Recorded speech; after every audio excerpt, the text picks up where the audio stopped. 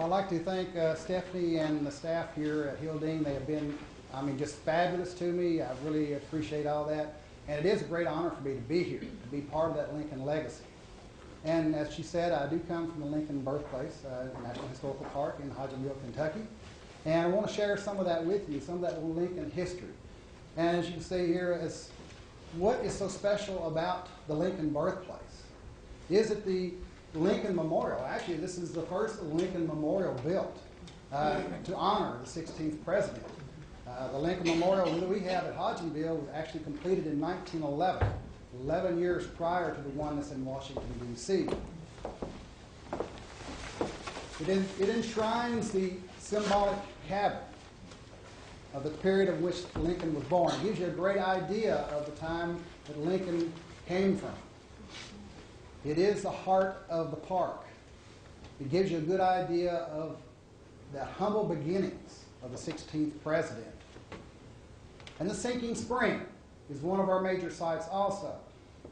This spring here actually is an underground stream that flows into an open cavern, and we know that it is part of a cave system. And this is where Abraham got his first drinks of water from as a child. And water still flows in that spring even today. As you can see, the spring was just located just down from the site where the Lincoln cabin sat at the birthplace. But the National Historical Park there at Lincoln's birthplace is really two units. We have the birthplace unit, and also, as of November 2001, through donation, we received the Knob Creek Farm, where the Lincolns moved to in 1811. Another period cabin, not the original Lincoln cabin, but is a period cabin, actually belonged to the family of Alston Gallagher, who was credited with saving Abraham's life when he was 6 years old, and they were playing along the creek, and as they were crossing a log, crossing the creek, Abraham slipped and fell in the creek, almost drowned. If Alston had not have been there, things could have changed in history. Across the fields, one thing I really love about Knob Creek is that when you look across these visions here, when you look across these fields, you are seeing the same scene that a young Abraham Lincoln would have seen himself. Very little development has been done in the valley in the 200 years since the Lincolns left that site. These are fields that Thomas Lincoln cultivated. These are fields that young Abraham helped the family plant crops in. He played in, he worked there, and he and Alston would play in these fields. Lincoln in the Kentucky years. We're going to talk about a little bit about that. Of course, we know that he was born in Kentucky, although Illinois does claim that, and we still have people coming to the park from Illinois saying, how can you say that Abraham Lincoln was born here? We know he was born in Illinois. Well, we do know through tax records, property records, deeds, we do know, and we can place Thomas and Nancy Lincoln at the Sinking Spring Farm at the time of his birth. A little bit about the migration of the Lincoln family, and you may have your handout as you come in through the door. There are some handouts and brochures, also the Lincoln genealogy. And it was Samuel Lincoln who immigrated from Hingham, England, coming to America in 1637 and settled in Hingham, Massachusetts. And we often get asked, as when people look at our map, well, the Lincolns seem like they sure moved a lot. Well, my response to that is that when you compare them to other families coming into America at that time, they were no different than other families of the period. Each successive generation of the Lincoln family continued that westward migration, of course, from Massachusetts, next to New Jersey, then to Bucks County, Pennsylvania, and then on to Rockingham County, Virginia, where on January 6th of 1778, Thomas Lincoln, the father of the future president, was born. Of course, here's one thing that Harper's Ferry kind of made a goof on your map. The Lincolns came through Cumberland Gap. I never realized that the Cumberland Gap was so far north. I always thought it was down here closer to where Tennessee, Virginia, and Kentucky join, and it is. So, a little adjustment in the map. And of course, as the other speakers come over the next few months, you're going to be following this journey on into Illinois, Indiana, and then into Illinois. So you're going to be following that and then on to Washington, D.C. Now, Abraham's grandfather, who was also called Abraham Lincoln, he's Captain Abraham Lincoln. He served in the Virginia militia during the Revolutionary War.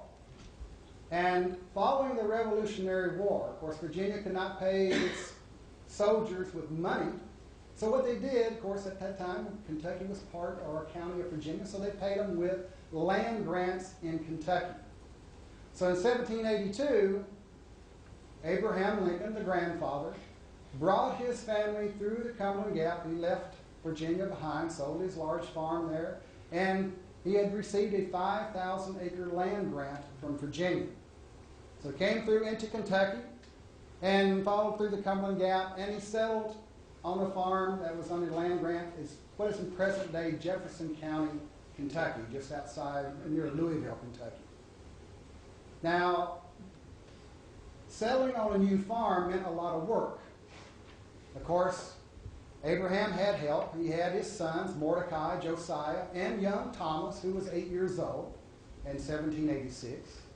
But it was while they were out clearing a field, getting ready for spring planting, that they were attacked by a party of American Indians. And a shot rang out, and Captain Abraham Lincoln was killed. Now, young Thomas remained with his father's body, while his brother Mordecai went back to the Lincoln cabin to fetch their flintlock musket, and Josiah went to nearby Hughes Station, which was the nearest settlement. Now, Mordecai happened to return at just the right time, because as the American Indians were coming out of the woods, they were heading toward Thomas. Mordecai returned just in time, and he was able to shoot and kill one of the Indians, which forced them back into the woods, therefore saving his young brother's life. Thomas Lincoln, of course, following the death of his father, his mother decided that this was not a safe area, that we need to move a little bit further back east. So they sold the farm, and she moved back to what is near present-day Springfield, Kentucky. And this is where Thomas Lincoln would grow up. He would grow up in this Washington County, Kentucky. This is where he would grow up, learn the trade of a carpenter, and also he would meet a young lady by the name of Nancy Hanks. And Nancy Hanks, also a Virginian by birth, came into Kentucky shortly after the death of her father. Her and her mother relocated to Kentucky. They immigrated. And they had family already in Kentucky. Now, she wound up staying with a guardian, but really it was her uncle. His name was Richard Berry, and his wife Rachel. So this is where she would be raised.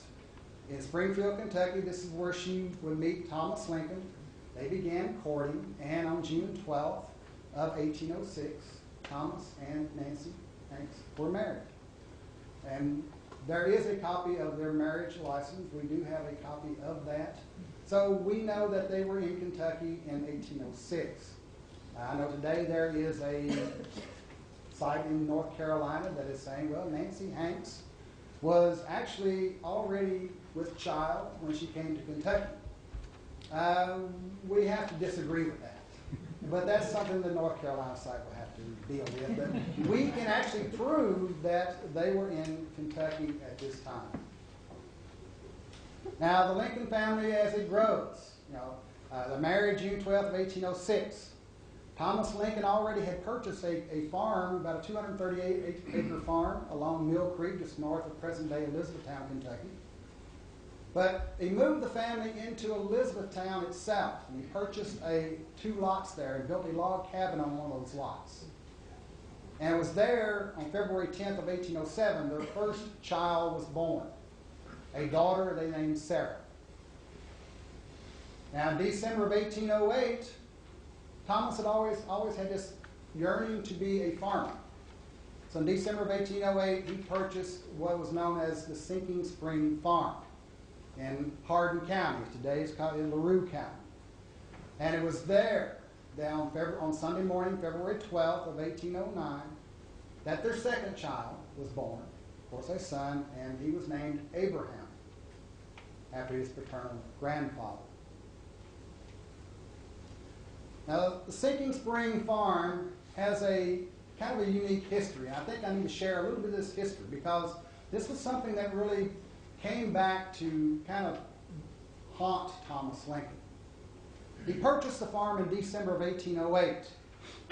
He paid Isaac Bush $200 for the 300-acre farm.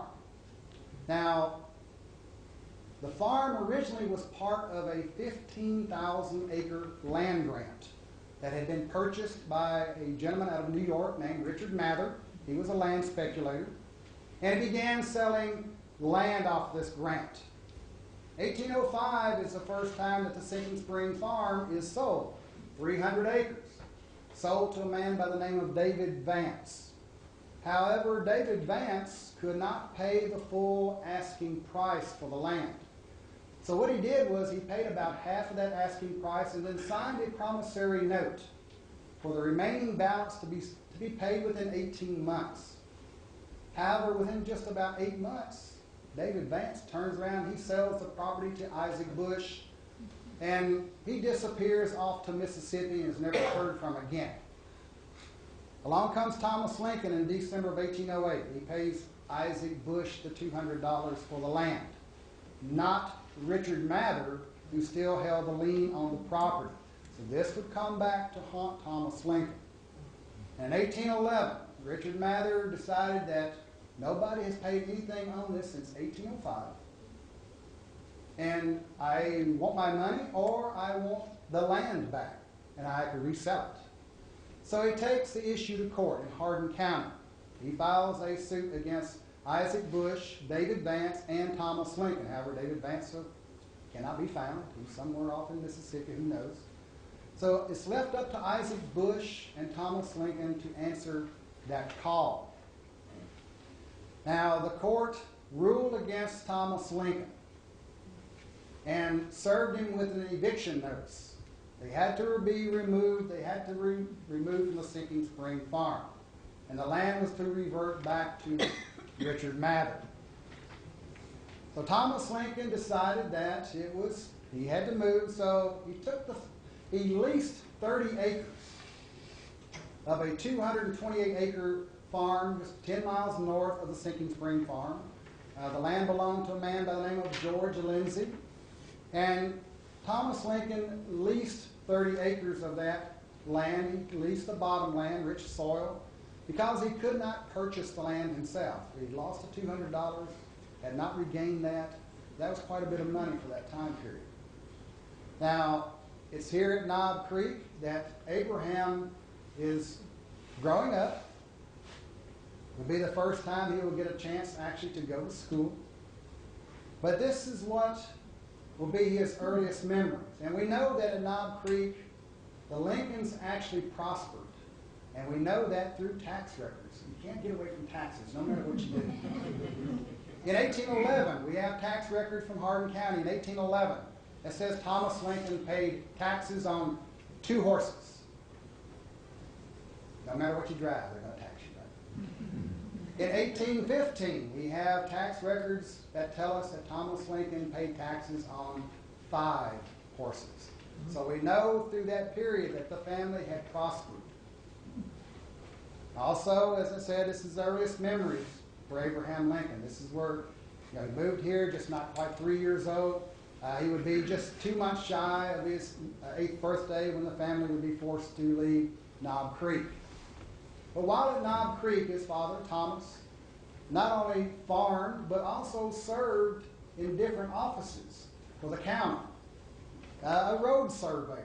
Today we would just call it more like road maintenance. He was also in charge of collecting tolls on the old Green River Bardstown Turnpike. This is, I said, this is where Abraham and Sarah, his sister, would actually get to go to school for their first time. Walking nearly 2 miles one way to attend a school, a one-room school, made out with a log cabin. And it was known as an ABC or a blab school. A blab school simply means that Well, there was no books, there was no slates to write on. So when the teacher would teach you lessons, you would have to actually stand and recite those lessons over and over and over until you got them. So you can imagine there was a lot of talking going on in that classroom. Today, a lot of teachers will tell you stop that talking, but here they were encouraging talking. Now, it's while here at Knob Creek that a third child was born to Thomas and Nancy Lincoln. And here we're not quite sure exactly when. We do know it was during this period, but there are no good clear records on when. The best guesses are around 1812, maybe 1813. But another son that they named Thomas Jr. in honor of his father. However, he died very shortly after birth. And he was buried nearby. Since the Lincolns did not actually own the land here, they could not bury him on the Knob Creek farm. So Thomas Lincoln asked his neighbor, George Redmond, can we bury young Thomas in your family cemetery? And they were allowed to. And it was in that cemetery in 1959 that a rough-hewn fieldstone with the letters TL was found. 1959, a Boy Scout group out of Des Moines, Iowa, did a fundraiser and raised enough money to buy a proper headstone, and the old fieldstone was replaced. I kind of have a problem with where that little Thomas Lincoln Jr. headstone is today, but I don't really want to get into that too much. It is in private hands. We would really love to see it come back to the Park Service and be part of the Knob Creek Farm once we have that fully operational. But the talks on that are not going very well, so hopefully in time. Now in 1814, the Hardin County Court, Thomas Lincoln had continued to try to appeal the original ruling of the court. He's hoping to get that Sinking Spring farm back. Of course, as I said, he paid $200 cash for it. And here, I do have to share this. I really think Thomas Lincoln gets a bad rap from historians. Even in the dedication speech in 1911 at the memorial and the cabin at the Lincoln Birthplace, President Taft even called him shiftless. We see historians call him a vagabond, keeping the family very near poverty at all times. I believe that if you could purchase a farm, pay $200 cash for it in 1808, I think you're doing pretty well. And this was not the first farm that Thomas Lincoln had owned. Also, he served as road surveyor. We know that he served as a guard at the county jail. Would this be jobs that you would give to a vagabond or someone who is shiftless that you could not depend upon? I just do not agree with that. I think Thomas Lincoln gets a very bad rap from historians, so I am definitely pro-Thomas Lincoln. Now in 1815, of course, they had been attending a local Baptist church in the area, but it was pro-slavery. In 1815, the Lincolns, because of that issue, they left that church and went to a separatist Baptist church, which was anti-slavery. And we know that a young Abraham would have stories recited to him out of the Bible. And there's been a lot of debate about, could Nancy Hanks Lincoln, was she able to read and write? When you look at the historians, it's almost evenly divided. Many historians says that she was very literate, that she could read the Bible, she could write her name. Then you look at other historians and they say, well, she was illiterate, that she was just simply retelling these stories from rote memory. So the debate still is out on that one. My personal thoughts is that as part of the time, she was more likely illiterate. But she is given a lot of credit for encouraging a young Abraham as far as his desire for education. Now, in 1815, the issue of the land at Knob Creek arose. It became a problem for Thomas Lincoln. There was heirs to an estate that lived in Philadelphia. They filed a lawsuit of eviction against the Lincolns as well as the other 8 families living in the Knob Creek Valley, based upon an old land grant that one of their ancestors held. So they filed an eviction notice or lawsuit against the families in the valley. Now, for Thomas Lincoln, this was the final straw. Just seemed to have trouble, wherever Thomas Lincoln went, just seemed to have trouble with land. I don't know what it was. Just seemed to always have problems with land ownership. But it was not the slavery issue. That was secondary. Yes, that played part of it, but it was mainly the issue of getting a good, clear title to land in Kentucky.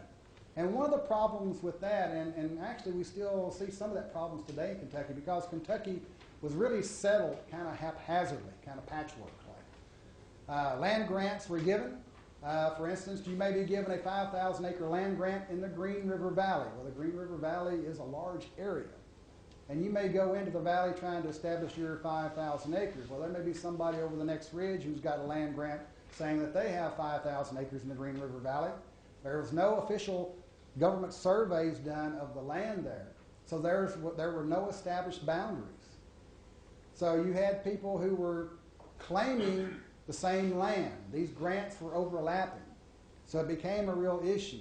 And to kind of share something very recent, just a few years ago, a friend of mine, he and his neighbor got into a little debate about who had ownership of the land there between their homes. My friend had put up a fence, and the neighbor said, "That is my land, that you need to take that fence down, need to move it."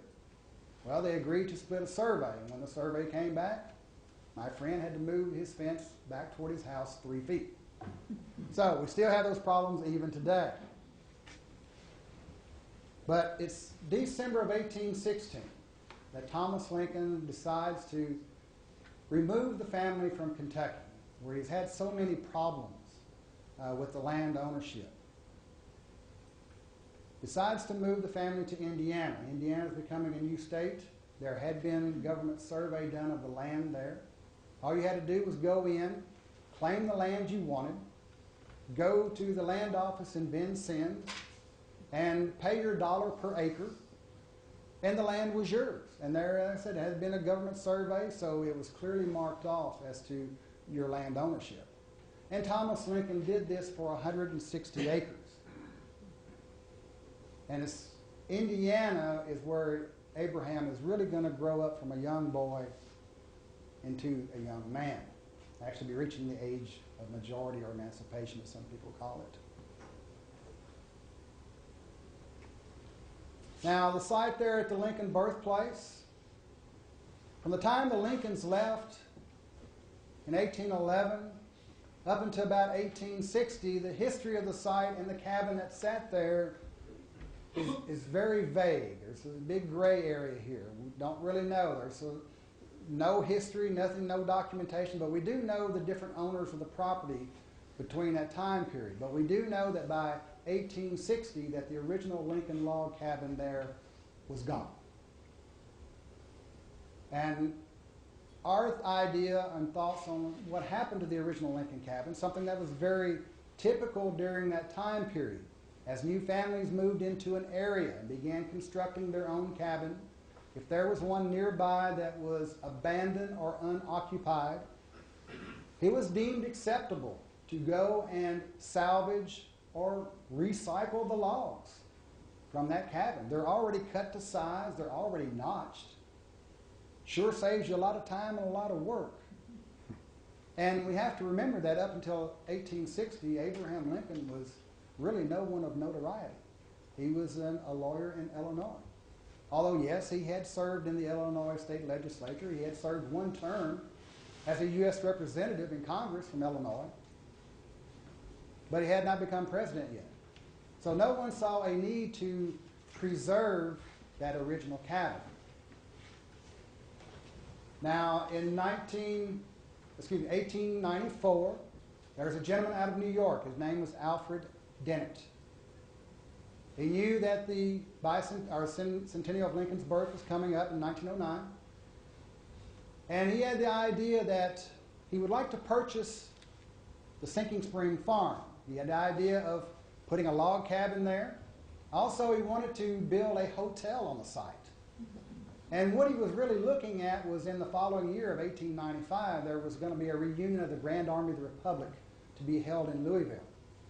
And he thought, if I have this in place, I can draw all these old Union soldiers down here. They'll pay their money and come down here to see the log cabin of Lincoln. But what he didn't count on was that he actually had too much of an asking price. By the time he paid for the train ride from Louisville to Hodgenville, plus paid for the admission to come view the cabin, out of nearly 5,000 Union veterans who attended that reunion, only about 100 came to Hodgenville. So it didn't quite fare as well as Dennett had hoped. Now, he also he contracted with a local Methodist minister, Reverend James Bingham, and they actually took the cabin on tour around the country as an exhibit.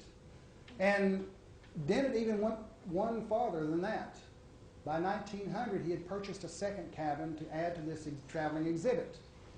And he advertised that second cabin as the birth cabin of Jefferson Davis.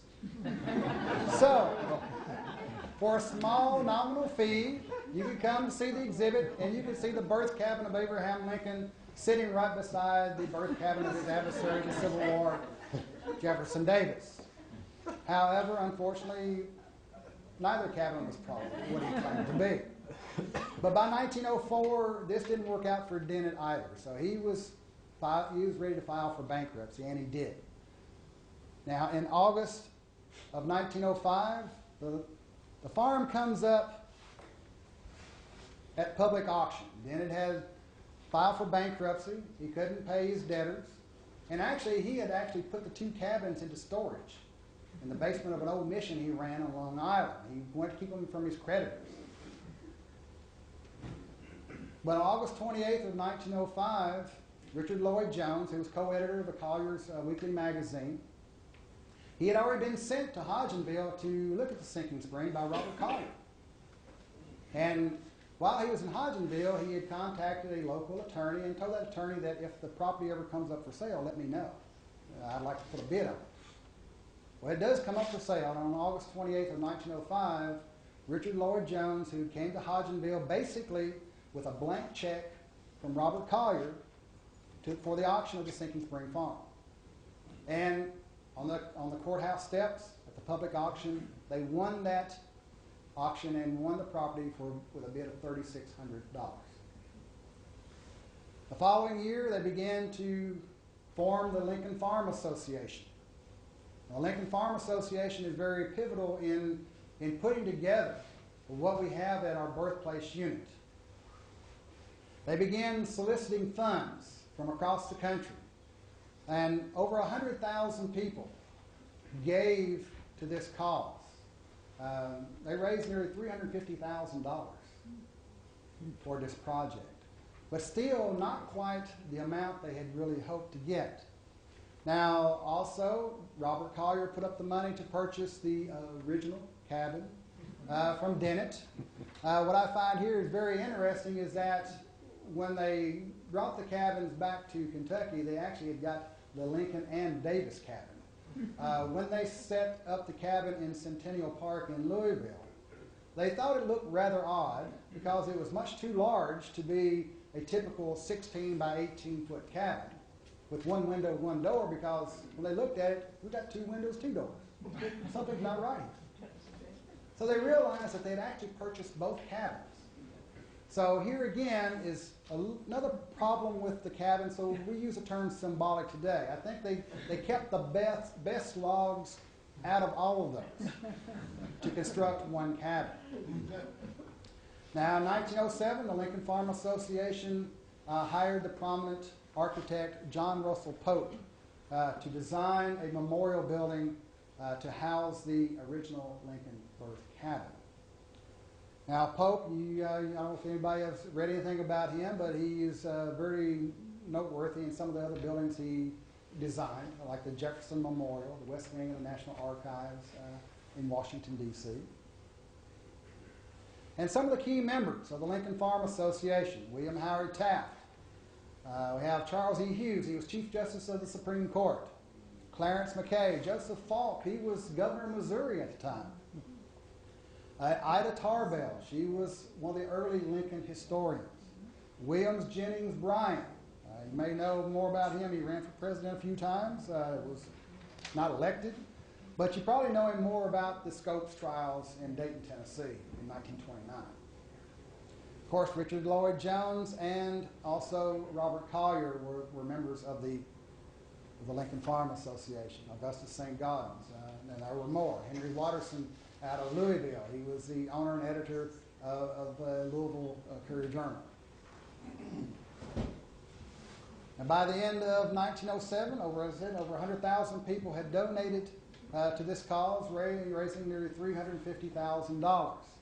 But still not quite the amount they wanted. They were going through kind of what we're going through now, a recession. Pope's original drawings called for the building to be much larger than it is today. He called for an east room and a west room to house artifacts and to be a museum. Also, something very interesting at that time, I think would have been very interesting, was that he also designed a retractable roof in the building. Now, because the funds did not come in as they had hoped, the Lincoln Farm Association went back to Pope and said, can you revise your drawings? We just don't have the money to build the building that you have drawn for us. So he went back and redid his drawings, and what we have today is the result of that. And on November 9th of 1907, the Norcross brothers out of Massachusetts, they won the contract to construct the memorial for a little over $237,000.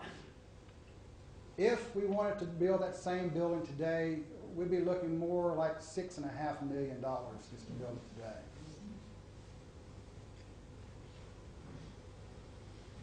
Now, the original plans for the Lincoln Farm Association was to have the building completed by the centennial of Lincoln's birth on February 12th of 1909.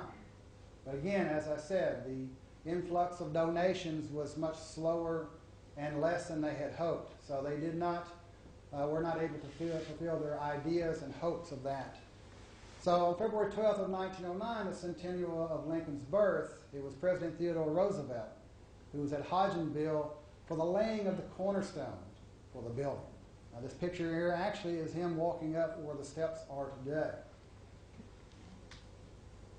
And it would take over 2 years to complete the structure. November 9th of 1911, now President Taft would come back and give the dedication speech for the memorial. Again, here's where he calls Thomas Lincoln shiftless. And the Lincoln Farm Association turned over the property to the state of Kentucky. And they actually had $50,000 left in their funds. So they let that $50,000 roll over with the property on the idea that this would be used to help maintain the site. And they asked the state of Kentucky to match that contribution. And the state of Kentucky did.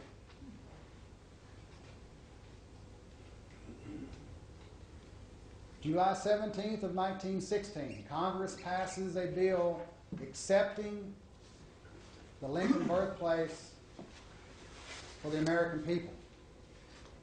Through donation, of course. And in September of that year, President Woodrow Wilson came to the site to accept that donation on behalf of the American people. He was there in the park for the ceremony. The Lincoln Farm Association, they had really pushed the idea to make this into a park. And this was when it was finally coming true. When the Congress accepted it and they knew that Woodrow Wilson was going to be there, that their idea to make this into a national park, that it would actually come to pass. Now, of course, we know that the National Park Service did not come into existence until 1916. So who was going to care for this park? And it fell to the War Department. And the War Department began to make a few changes at the park, some developments that would make it easier to visit the site. They put in walkways. Also, they put in a staircase, a rock staircase, as a matter of fact, leading down to the sinking spring. Made it much easier to visit that site than to having climbed down the little incline with roots and everything else sticking out. So it's turned over to the National Park Service in 1933. They became the caregivers of the site. Now, across the years, the park has been visited by President Franklin Delano Roosevelt, who came on Flag Day in 1936. And in 1939, the site was designated as the Abraham Lincoln Birthplace National Historic Park. Dwight David Eisenhower came in 1954. And he actually went and had luncheon with the Women's League there in Hodgenville. He gave his speech before 8,000 people from just on the front steps of the Memorial Building. In 1959, redesignated as the Abraham Lincoln Birthplace National Historic Site.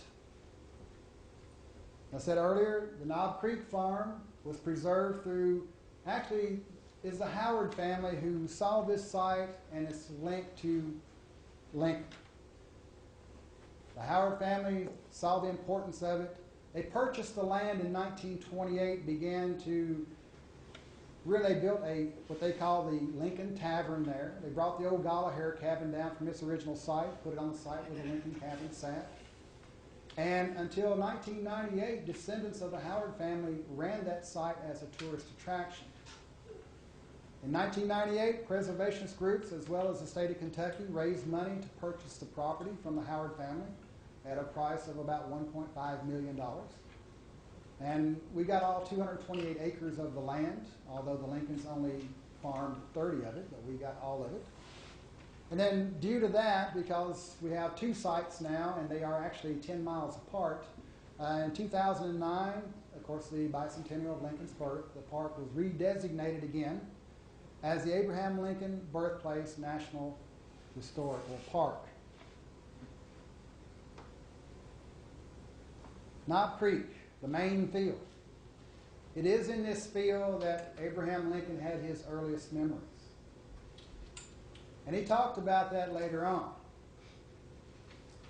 He talked about how everyone else in the family, including his sister, they were out there planting corn. He was going every other row and every other hill planting pumpkin seeds.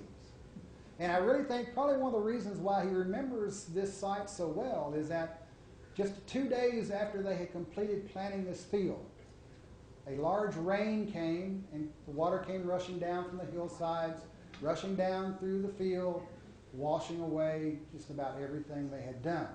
So they had to go back and replant the field. Probably one of the reasons why he remembers that so well. He had to do the work not once, but twice. But as you look back across this field, you are seeing the same view that a young Abraham Lincoln would have seen himself.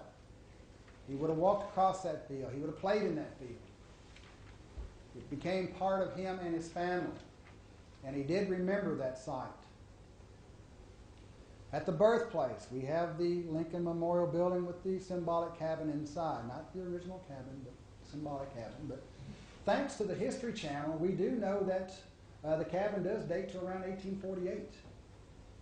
They had been after the park for several years. They were doing a program called The Mysteries of Lincoln. And one of the mysteries they wanted to examine was the cabin enshrined within the memorial at Hodgenville, the original Lincoln cabin? So finally they were given permission to do dendrochronology on the cabin. A team out of the University of Tennessee came to the site. They took samplings from 23 of the logs of the cabin. And their conclusion was that the cabin was constructed somewhere around 1848. So it was a period cabin. The logs dated back to the mid-1800s. So it was a period cabin, but just not quite old enough to be the Lincoln birth cabin. So what draws over 200,000 people to this site each year? Last year was a little over 203,000 people who came to the Lincoln birthplace. I have to think that it is what Lincoln really symbolizes. And I have to share one of the most moving moments I've had while I've been at the park. This was just a few years ago. There was a family from India who came to the park. And they informed me that the sole purpose of their trip from India to the United States was for the patriarch of the family to come to the site where Lincoln was born. I just happened to be the one inside the building watching over the cabin at the time. But as the patriarch of the family came in through the front doors, he proceeded to prostrate himself in front of the cabin and bowed to it 3 times. Probably one of the most moving moments I've had there. But I recently asked another visitor, a South Korean who was there with his family, what does Abraham Lincoln mean to you? Why is this site so important to so many people?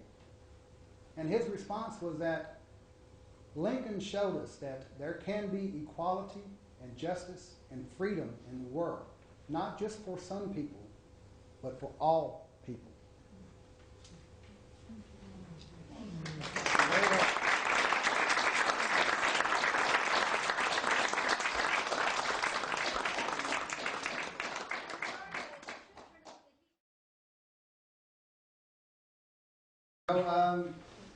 I think a lot of people just don't realize the symbolism of it. I have to share this with you. I started working there, as Stephanie said, I started working there in June of 2005 as a seasonal guy. And I hadn't been at work there about 2 weeks. And I remember being out at the information desk, working the desk. And there was a gentleman from California. And I remember his comment very well. He was sitting there on the bench just right off from the information center. And I hope I don't offend anybody with this kind of language. But he said, I can't believe I walked up all those damn steps and it's not even the real cabin.